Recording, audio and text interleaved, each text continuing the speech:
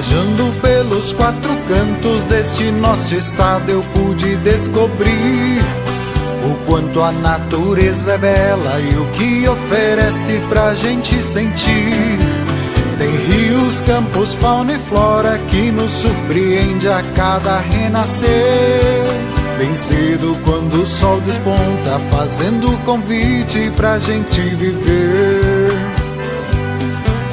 Mas se você quiser saber o quanto há de beleza em nosso litoral, praias, ilhas muito lindas e um grande porto em Paranaguá. Londrina, Maringá e Cianorte vem crescendo sempre em sua produção. Indústria e agropecuária gerando divisa pra toda a nação.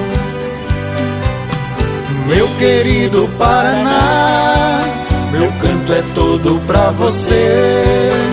Canto pra cada cidade, cada lugarejo, cada amanhecer.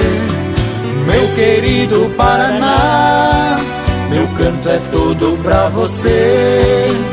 Canto pra cada cidade, cada lugarejo, cada amanhecer.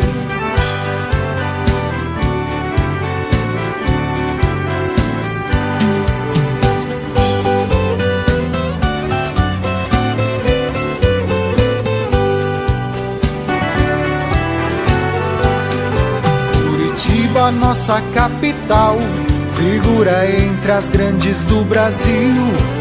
Centro de muitas indústrias, criando riquezas para a região sul. Teatro, ópera e jardim, para os eventos a grande pedreira.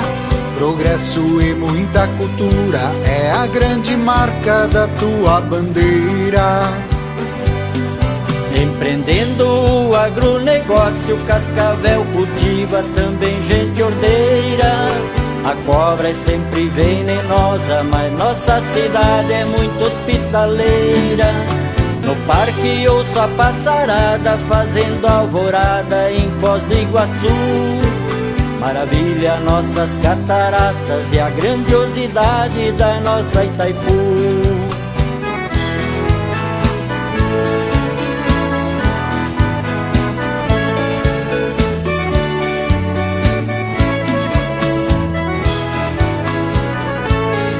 Palotina, Rondon e Toledo são a estrutura do nosso celeiro, produzindo alimentos e exportando grãos para o mundo inteiro.